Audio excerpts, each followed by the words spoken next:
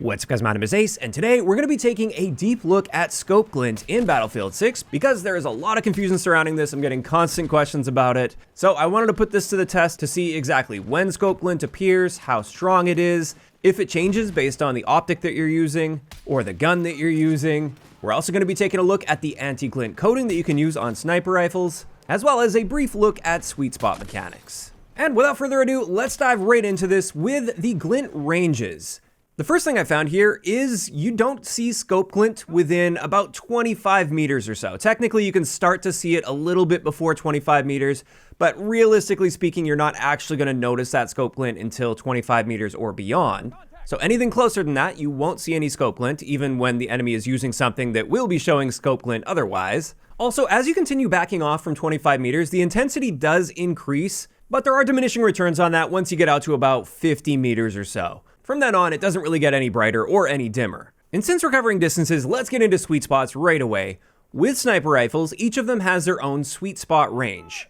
And when we're talking sniper glint, you can see if you're within the enemy sniper's sweet spot range when you see the rainbow glint appear. It looks like this. Now, within this range window, this is where they're capable of getting a one-shot kill to your body. Now, of course, it's not everywhere in the body. As far as I've tested with a couple of the sniper rifles at least, this is just the upper torso zone or the chest zone that will be a one-shot kill. I will be taking a further look at this when we dive into the snipers in more detail. But essentially, if you see this rainbow scope glint, it's going to be a lot easier for that sniper to kill you in just one bullet. Instead of a headshot, they can also hit you in the chest. So you generally want to be a lot more on alert, or maybe not challenge that gunfight if you see this rainbow glint appear. And one last thing I want to mention about ranges is, as far as I can tell, there is an infinite range to this, or at least it's effectively infinite within the map sizes that we've got here. So even out to a really extremely long range, you will still see this scope glint. So that's how ranges work when it comes to scope glint. Now let's have a look at how close the enemy has to be looking at you for this scope glint to appear. And based on my testing here, they have to be aiming within about 15 or so degrees of their target for their target to see the scope glint. So if they're aiming any more than 15 degrees off target, you won't be able to see their glint. And also the intensity of the glint will decrease as they aim farther and farther off target until they reach that 15 degrees, and then you will no longer see the glint.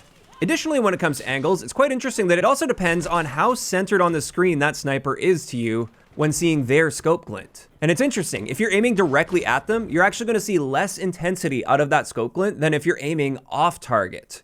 And it may seem strange, but this is actually a good thing. This means if you're already looking directly at that target, generally that means you already see that player and you're aiming at them and you want to start shooting them. And when that happens, it's kind of nice that the glint isn't overpowering and totally blocking the actual character model, making it more difficult to see the details of what you're shooting at. Whereas if maybe you haven't quite spotted that sniper yet, they are on your screen but they're a little off to the side, well, that glint is going to appear a lot stronger, so you've got a better chance of spotting that player that you otherwise maybe didn't see yet. And with that out of the way, now let's start getting into different magnifications, different optic types on sniper rifles to see if they affect glint at all. And the first one I obviously wanted to test here is the iron sight. So there's no actual optic on here, and it would be insane to have glint on this, and thankfully there is no glint with iron sights as expected. You never know with some games, sometimes there's a crazy oversight or something, but iron sights will eliminate your scope glint.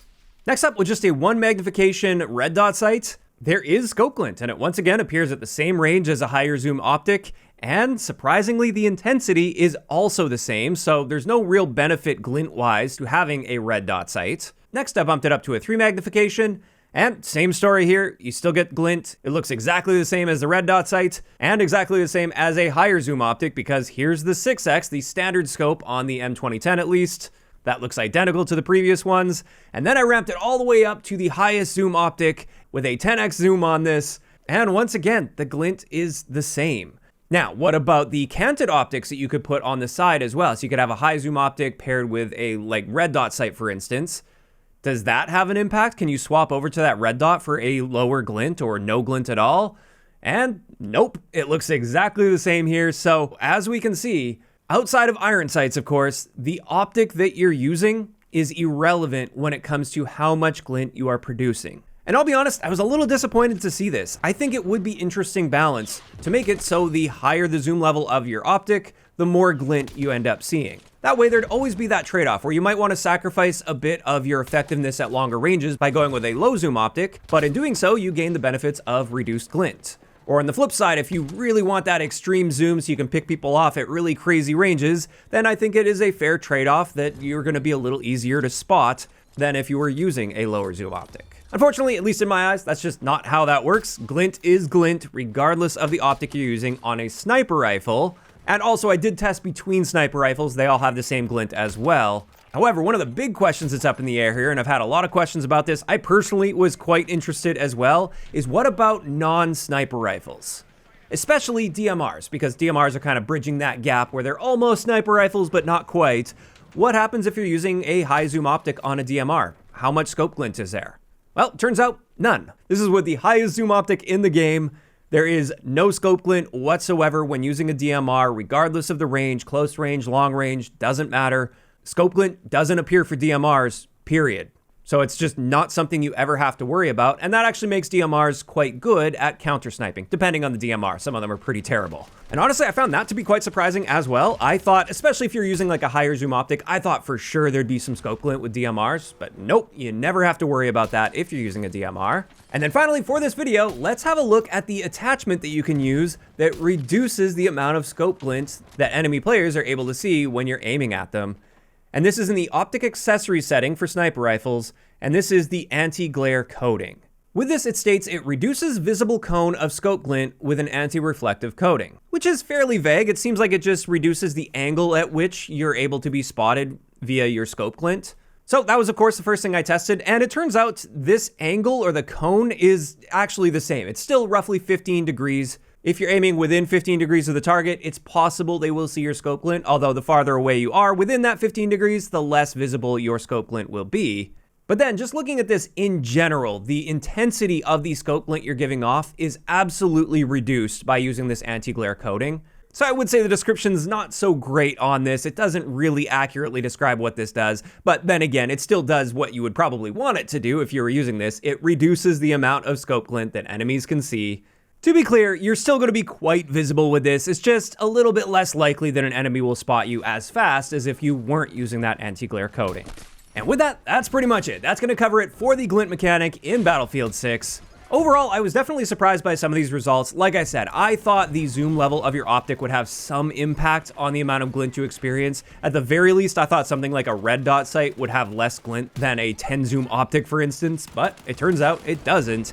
And I was also quite surprised to find that DMRs don't give off any glint whatsoever, regardless of the optic you're using. And this is where I'm curious to hear from you guys in those comments down below.